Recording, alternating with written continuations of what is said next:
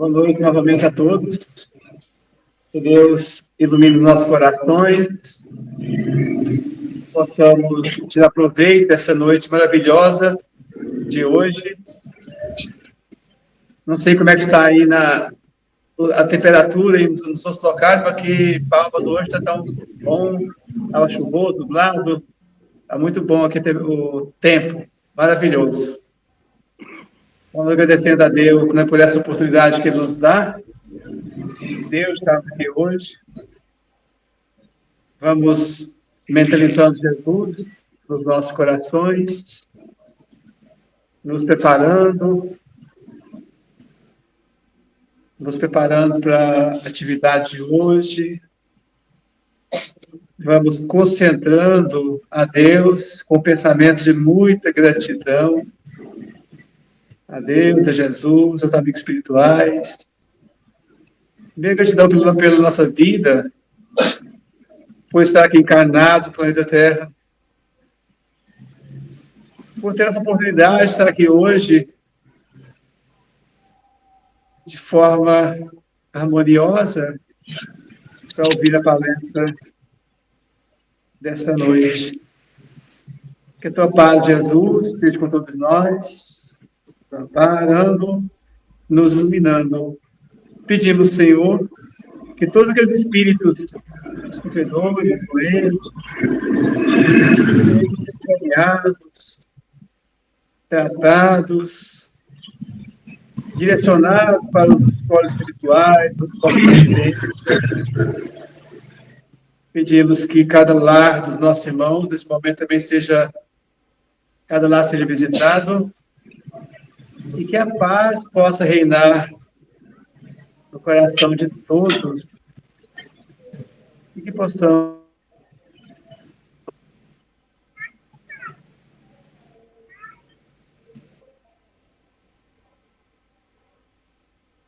e que assim seja. Graças a Deus, gente. Então, hoje, nós muito satisfeitos. Também nós podemos ter a fala, né, do nosso amigo João, que vai usar esse tempo para falar do Evangelho. Que Deus te ilumine, João, que te abençoe e que possamos tirar proveito do que você tem para falar para a gente hoje do Evangelho. Muita paz, seja com a palavra. Mais uma vez, muito obrigado. Gratidão verdadeira por esse momento lindo, esse convite amoroso. E vamos junto, então, né? Procurar o Evangelho do nosso Senhor, que Ele tem para nos mostrar. Jesus disse que eu não vim cumprir a lei nem os profetas, mas ao contrário, eu vim cumprir e ensinar a cumprir. Ensinar a cumprir a lei. Em outro momento do Evangelho também, alguns emissários do Mestre escreveu o seguinte: eis que eu gravarei as minhas leis na sua consciência e no seu coração, ou seja, no seu entendimento e no seu coração. Está a minha lei. Onde está essa lei? Desculpe. Onde está essa lei? Como surgiu essa lei? Quando o Senhor terminou a sua obra, Ele pegou um punhado de barro, fez um boneco e disse: haja luz. Aqui foi uma sentença eterna, né? Então a luz é eterna, de Deus. E depois disso ele soprou nas nossas narinas o fôlego da vida. Então naquele momento foi a primeira manifestação do Pai conosco. Quando ele nos criou a sua imagem, né? E pediu luz. Haja luz. É uma determinação. Uma sugestão. É a luz de Deus. E soprou em nós o fôlego da vida, que também é eterna. Ninguém pode tocar e pertence a Deus, né? O Cristo ainda diz o seguinte: olha, vós sois a luz do mundo. Então que brilha essa luz. Quer dizer, então nós temos luz, sim, nós refletimos a luz de Deus.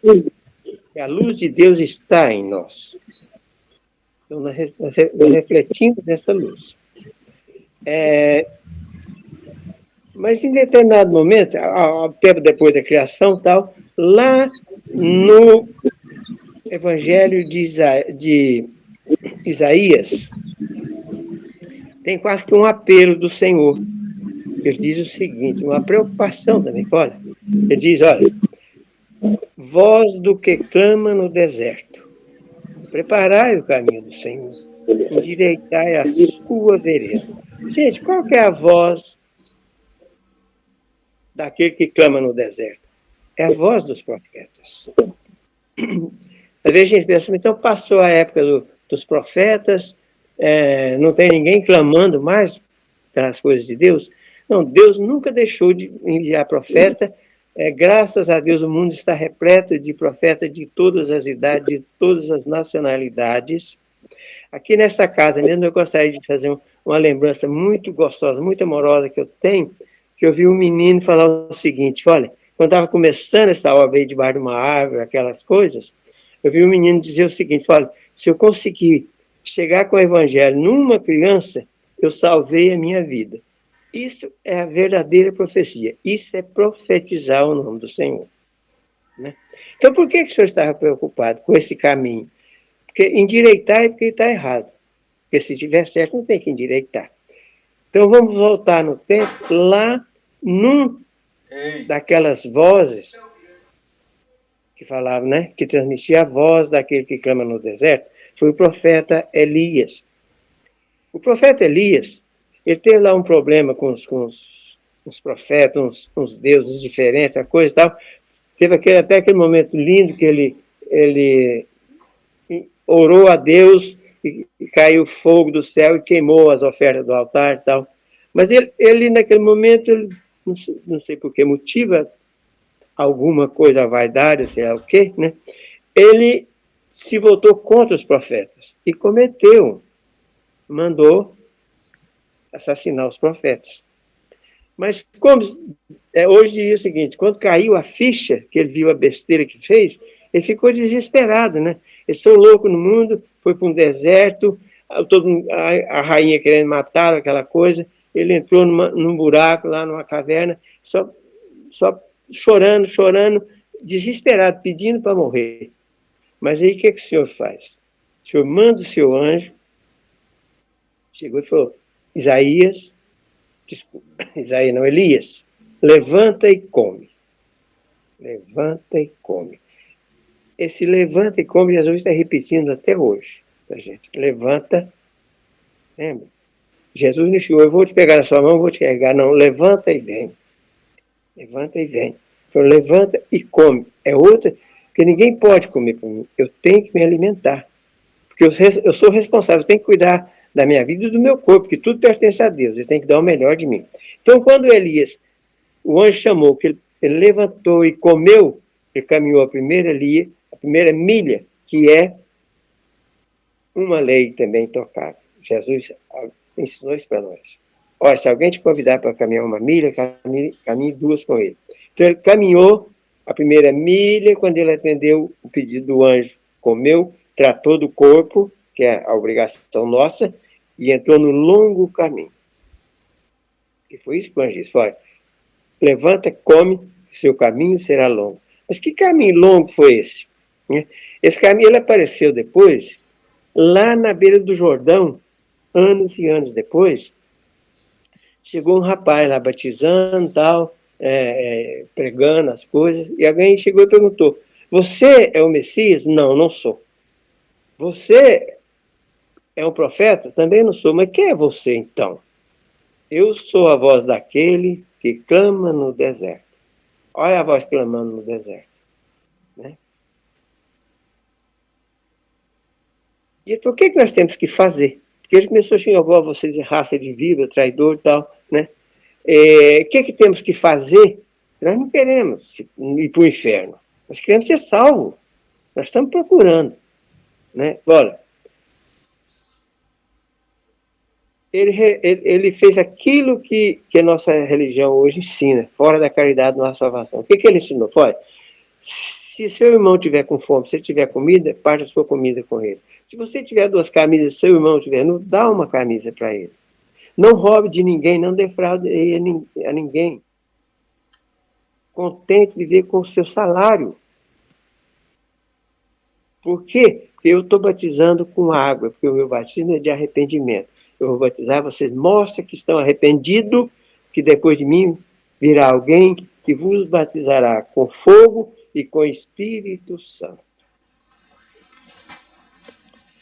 Só que nesses acontecimentos ali, alguém chegou para Jesus e disse: Senhor, por que dizem os fariseus, pessoal aí, que o Elias deve voltar?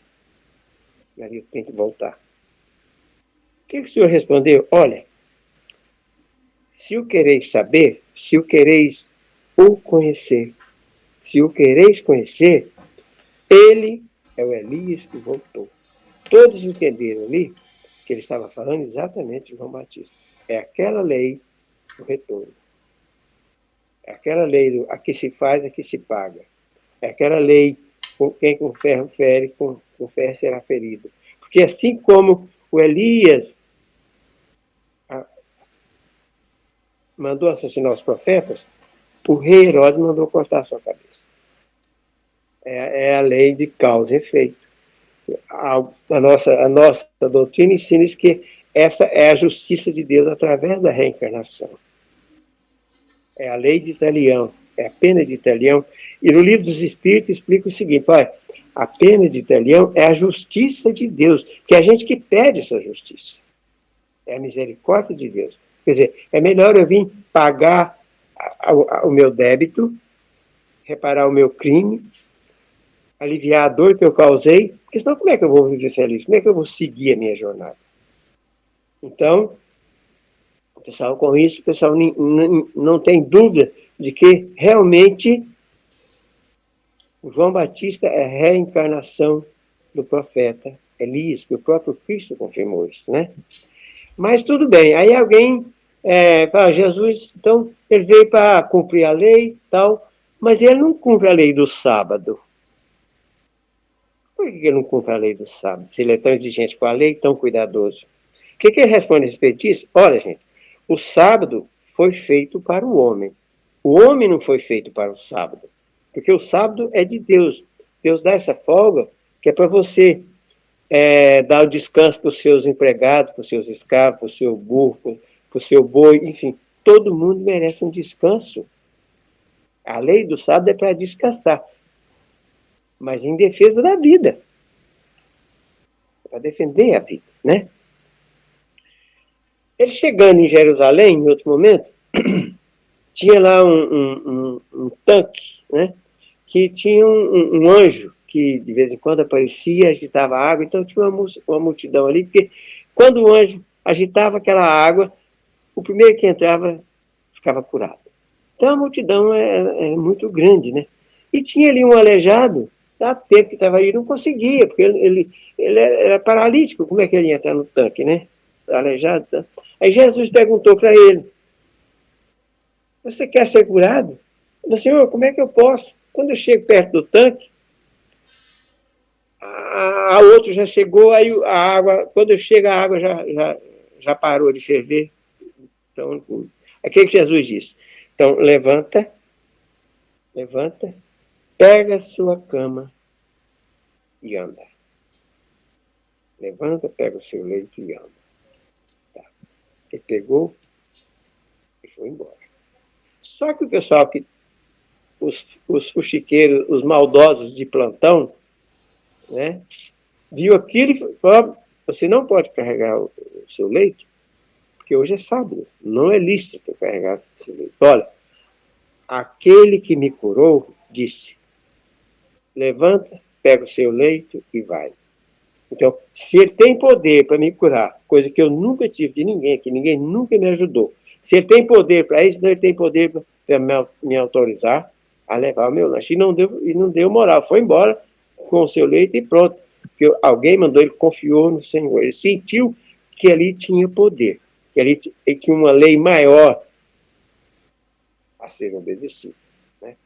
Mas mesmo assim, Jesus encontrou com ele depois outra lei, viu, gente? Encontrou com ele lá no local e falou: olha, veja bem que agora você está curado. Vê se não vai pecar novamente para não te acontecer coisa pior. Então vai e não peques mais. Gente, isso é tão natural que os médicos aqui da Terra, os nossos médicos, nossos irmãos aqui, fazem a mesma coisa. Eu vou lá doente, tá, dá a receita, tomo um remedinho e falo, mas você tem que cumprir, guardar a dieta direitinho. Controlar a comida, tal, né? Porque senão a doença não cede, vai ficar pior. Então, é a lei. Então, eu tenho que fazer minha parte, eu tenho que cuidar do meu corpo, fazer o que eu posso para preservar aquilo que me pertence por misericórdia de Deus. Ele que é o dom, né? Mas aí eles vêm tirar satisfação com Jesus sobre o sábado. Olha, é o seguinte, meu pai nunca parou de trabalhar, e eu trabalho também. Eu trabalho até hoje. Aí pronto, aí que pôs fogo na caixa d'água. Porque aí, por quê? Ele não respeita o sábado, ainda se coloca como filho de Deus. Quer dizer, agora tem que morrer mesmo. Aí Jesus puxou o dedo. Então, você, aonde chega a falta de fé, a falta de luz, enfim, né? Que é o fato de ter curado um aleijado de nascença não toca o coração das pessoas. Prefere uma lei que está no papel, sei lá onde, né? Tá bom. Mas, outro momento, outra lei em ação. Ele caminhando com seus amigos, né? Encontrou um cego de nascença. Um cego de nascença. E o pessoal ficou todo mundo falando, mas meu Deus, que sofrimento, cego de nascença, não tem cura. Mas por que será que um castigo desse? Por que será que ele fez, né? Para sofrer uma pena dessa? E alguém pergunta para o Senhor, quem pecou? Foi ele ou foram seus pais? Para que nascesse cego? Quer dizer, alguém tem que ter pecado, né? Para merecer o castigo. Deus castiga? Deus castiga? Jesus responde, olha, nem ninguém aqui pecou, a não ser ele mesmo. Só que isso Jesus não falou. Mas nós podemos entender assim, né? Ninguém aqui pecou. Mas isso aconteceu para que se manifeste nele a obra de Deus. Quer dizer, a força e a misericórdia de Deus. Profeta Jeremias, capítulo 31, se não me engano, e tem também no profeta Ezequiel a parábola da uva. Em determinado momento o Senhor diz, olha, eu não quero mais ouvir essa parábola, que os pais comeram a uva verde e os filhos nasceram com o dente embotado. Meus irmãos nordestinos falam desbotado, nasceu com o dente doente, né? Eu não quero mais ouvir isso, porque a vida do pai quanto a vida do filho me pertence. Quer dizer, eu que sei quem deve morrer, quem não deve morrer. Porque o filho não vai pagar pelo pecado do pai. E o pai jamais vai pagar pelo pecado do filho.